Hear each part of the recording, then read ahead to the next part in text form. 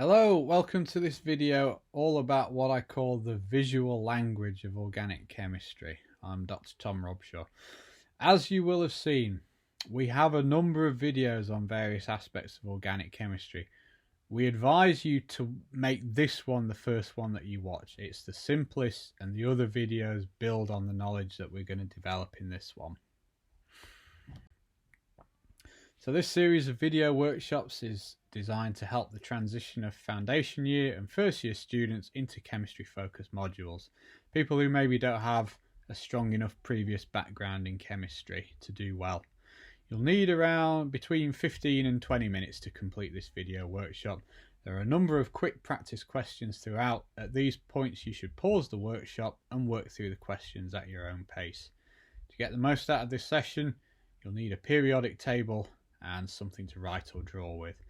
You can download a periodic table using the link underneath this video. So our learning objectives then. We're going to start by looking at some of the differences between the representations of organic molecules at school or college level, what you guys are probably more familiar with, and what you're going to see at university level. Having done this, you'll be able, hopefully, to explain why it's important to develop an understanding of the visual language of organic chemistry at university level. We'll look at carbon bonding geometry and how that impacts very significantly on university level representations of organic molecules. You'll be able to recognize the different types of abbreviations that we get in organic chemistry diagrams, and you'll be able to spot and explain what some of these common abbreviations mean. Finally, you'll hopefully be on your way to developing an ability to convert freely between organic molecules drawn out in full, we'll call it, versus them drawn out conventionally, the type of representations you'll see in textbooks. So one of the biggest challenges, in my opinion, in making the step up from GCSE kind of standard chemistry to A-level standard and higher involves getting your heads around what the diagrams that we see in organic structures and molecules actually mean. If we can't understand what's being represented in the picture before us, then how can we hope to understand how that molecule is going to react and what strange new molecules and species will be produced as a result? What you're probably used to seeing from your previous education is organic chemical species being drawn something like what we see here on the left. Now at university level, the expectation will increasingly be that you're able to understand representations of organic chemicals drawn in a more, shall we say, mature manner. Something like this that we see on the right here. And that's quite a shocking change of visual coding, isn't it? No wonder it confuses a lot of people. And this is a transition that every chemistry student has to go through. I remember coming to terms with the new way of drawing the diagrams myself when I was learning. The difference is that if you're doing a straight chemistry degree or a chemistry, a degree in which the majority of the learning is basic chemistry, you are surrounded by these representations constantly. So you just kind of pick up the visual language quite passively through osmosis, just by being immersed in the learning. However, for most life sciences degrees, that doesn't happen to the same extent. Chemistry may form only a small part of your learning. So in your case, you may actually have to be quite active in trying to learn this language for yourself. So a question that might well come to mind at this point will be, why is it necessary to do this? Looking again at the two representations of the same molecule, you might well think that this guy on the left here is a lot easier to understand, a lot clearer. What is the purpose of this seemingly more difficult way of representation? Well, the answer is summed up in a word, really. It's efficiency. So us chemists by nature can be quite lazy people. And if we can take a shortcut to getting a point across, we usually will.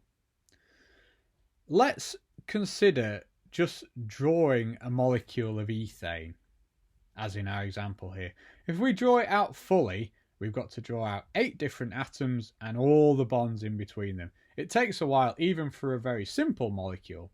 Whereas contrast that with just going like that, just drawing one line to represent that same molecule. It's easy to see which is more efficient. Also think how much time that would save you if you had to draw a molecule of ethane to help yourself answer an exam question. If that hasn't convinced you, the other advantage is that the more mature way of representation, once you understand the visual language, it can make things simpler and easier to understand. For example, if we look at this chemical transformation here on the bottom, the molecule involved is quite big and complex, and it's hard to actually see.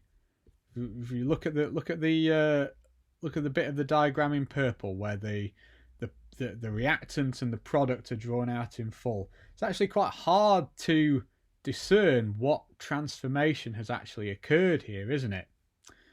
Whereas the way on the right, using conventional organic chemistry notation, it's obviously much more obvious what has happened. Before we move on, let me just define that word representation that I've used a number of times already. It's a long and complex word and I use it a lot. All representation means is it's another way of showing something, and it's often done to try and simplify a concept, just showing the bare essential features. Right, let's begin our learning properly by just summarising the key differences between the system that perhaps we know now and the system that we want to learn. So there are a number of key distinctions to make. The first is that carbons, as you see, are not represented by their chemical symbol. Rather, they are simply points where 2 or more lines, those lines representing chemical bonds, meet. Most of the time, hydrogen atoms are not shown. They are what we call implicit, meaning we need to know that they are there, but we don't draw them in. Functional groups are often simplified and or abbreviated. And finally, to some extent, the geometry of bonding within the molecule is shown. I explain this much in some more detail in a few slides' time. Before we move on, I think it's important to just recognise some of the difficulties that this proper method of organic chemistry representation can cause with our understanding. This is the first one. So when it comes to understanding organic reaction mechanisms, quite a lot of the time reaction mechanisms do involve a carbon to hydrogen bond either breaking or forming. And the problem within that is that the hydrogens, as we've just mentioned, tend not to be drawn until the crucial step in the reaction, which is step 3 in this example. And because of that, the hydrogen involved in the bond cleavage just seems to just suddenly appear out of nowhere. You see, the carbon to hydrogen bond marked in dark purple in step 3 has always been there. It's there in step 1 and 2. It's just not pictured in step 1 and 2. It just isn't necessary to show it until step 3. Oh, by the way, don't worry if you don't understand this reaction, haven't seen this reaction before. You're not expected to. It's only there to make a point. Here's a similar problem, and this involves exactly the same reaction. One of the things that you have to do in basic organic chemistry is to be able to look at chemical reactions and classify them. That forms the basis of a number of assessment questions in chemistry-focused modules. Now, looking at this transformation, you might be forgiven for thinking that the sulfite cation, that's this SO3 species here, that's a sulfite cation, You might be forgiven for thinking it just attaches to the benzene ring in a place where there was previously no functional group bonded before. And so perhaps you might say that this therefore very much looks like an addition type reaction. Which sounds like common sense, doesn't it? There looks to be nothing here attached to this carbon in the reactants. And then in the products, we've got the sulfite group attaching right here. Looks like an addition, but it's not.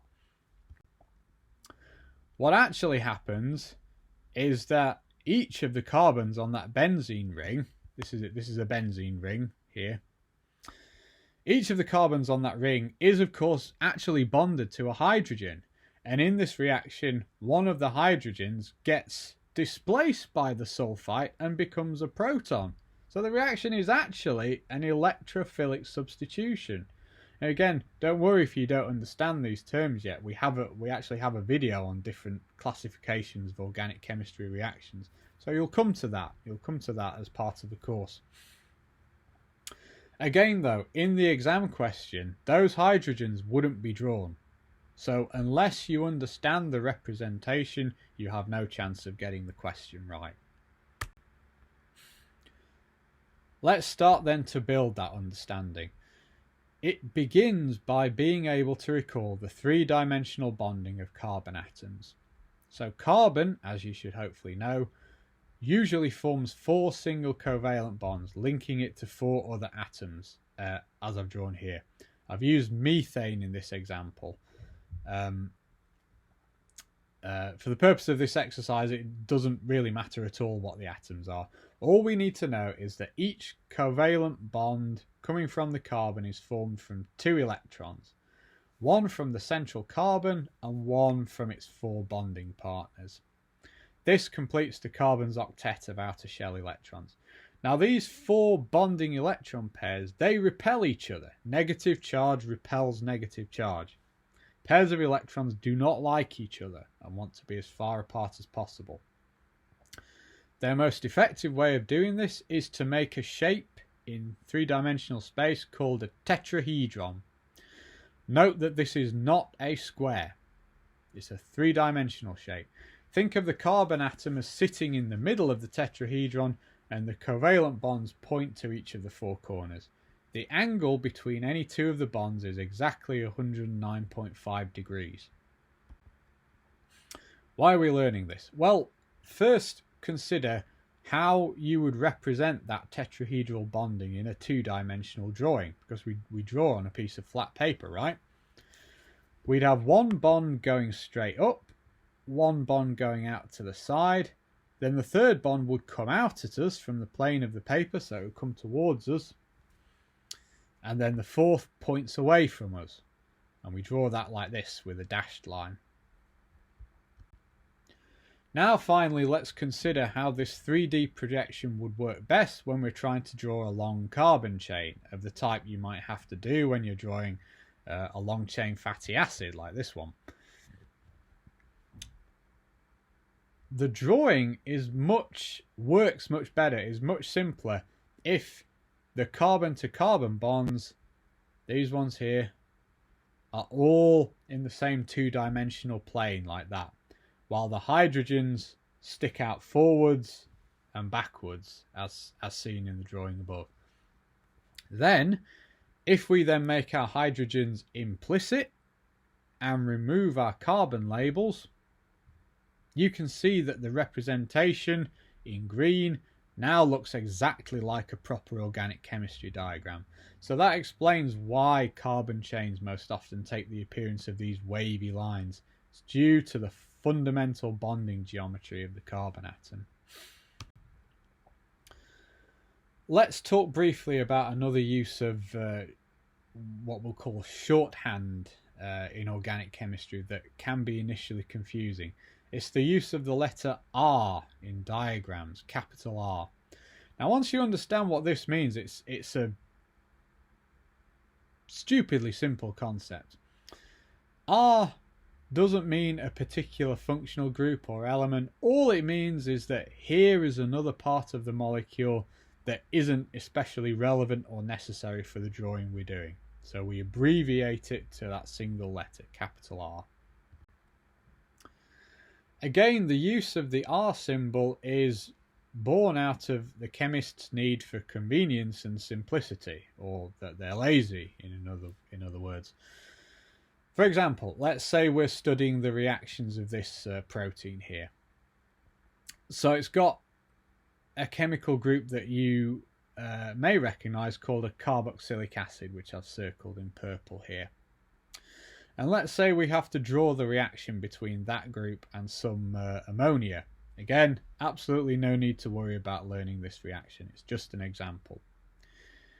You can see, hopefully, that only this very small part of the protein reacts in any way for the purposes of drawing the reaction. The rest of the molecule, all this big complex bit over here, is doing nothing other than filling up space. So it's essentially pointless for the purposes of the reaction we're trying to depict. So by the use of the R abbreviation, by showing that the rest of the protein does nothing and only this bit of it reacts, you can see we greatly cut down on the amount of work we have to do in drawing the reaction. And actually this can be quite helpful, not just to chemists, but to normal people like you and me as well. If you ever have to draw a reaction like this in an exam, think how much time you'll save answering the question by knowing the R abbreviation and not having to worry about getting the rest of the molecule drawn exactly correctly. So if and when you see the R group abbreviation being used, don't be confused, just recognize that it means a bit of the molecule that isn't relevant to what you're being taught. It turns out that organic chemistry is absolutely full of these abbreviations for functional groups. Before starting on these, let's just define what the term functional group refers to. Another term that sounds fancy but actually means something very plain and simple. It just means a part of an organic molecule that isn't just a standard hydrocarbon chain. As in, there are different elements involved, or the elements are bonded in a different way. Some of these functional groups can be quite large and fancy, and organic chemists have come up with a number of shorthand ways of representing them to save time and effort. A further point to consider is that there can sometimes be more than one common abbreviation for the same functional group. To see how familiar you are with these abbreviations, have a look at this problem. Now, 3 of these options are representations of exactly the same molecule. Only one of them is a slightly different molecule. Which is it? Pause the video and have a think. And when you think you know the answer, resume. So the correct answer was C. All of the other answer options were just slightly different ways of drawing an oxygen bonded directly to a methyl group, which as you may know is just a carbon bonded to 3 hydrogens. Option C, on the other hand, was an oxygen bonded to an ethyl group, which is a short hydrocarbon chain with just 2 carbons in it. It can help if we can classify these abbreviations into types. The first common type is when a shortened version or symbol for a common chemical group is used. There are lots and lots and lots of these in organic chemistry, and by no means do you need to know and remember them all. Most of them are just 2 or 3 letters long.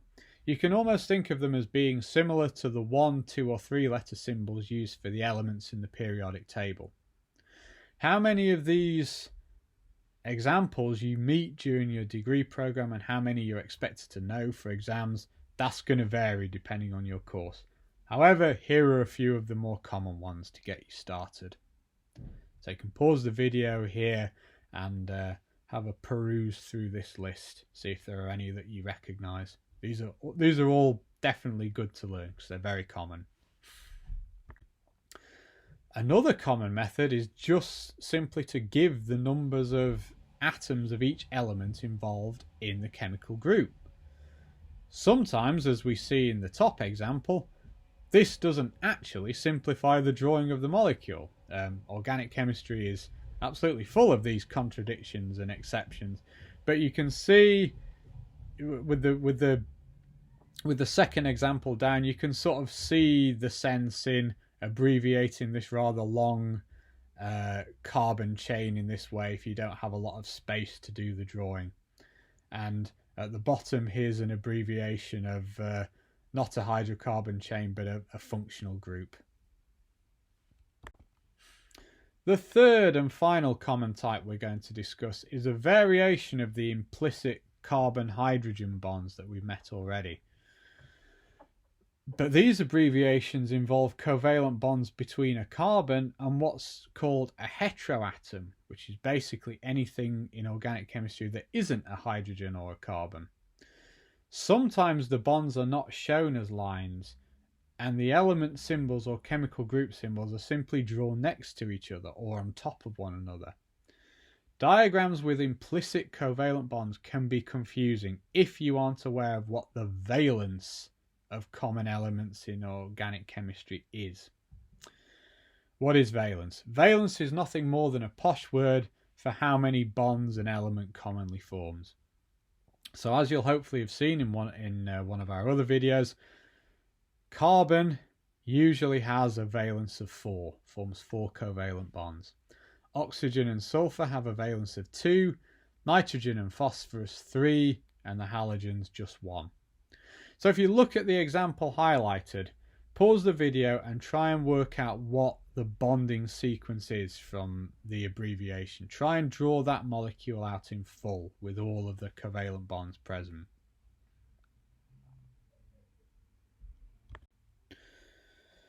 So if you know the valences of the carbon and the oxygen, it's easy to work out that the sequence of bonding depicted by the abbreviation can be nothing other than as shown in the middle of the slide here. Anything else, if you try and arrange the atoms in any other different way, we have bonding arrangements that cannot exist. The pink bonds and the X groups show the missing bonds that would have to be present in the examples at the bottom to satisfy the valences of the carbon and the oxygen. But if you don't know your valences, it can be hard to picture what an abbreviated part of the molecule will look like. This can be a lot to take in, so if you want to, pause the video here and make sure that you understand the concept I'm talking about before continuing. So I've spent a number of slides trying to convince you of the existence of this visual code that will help you learn organic chemistry. So a reasonable question that might have come to your mind is, well, how do I go about learning this code? We can sum it up in a single word. We practice. You have to practice. But there are different ways of practicing, and you'll find yourself learning more effectively in some ways than others, depending on your personal learning preferences. Different ways to practice. Start with drawing out molecules in full with all of the hydrogens present and all of the chemical groups fully drawn, and then convert them to what we'll call proper organic chemistry representations, with the carbons represented by points and the hydrogens implicit. Practice doing that. But also practice going back the other way as well. So look at organic diagrams which have been done properly, in quotation marks.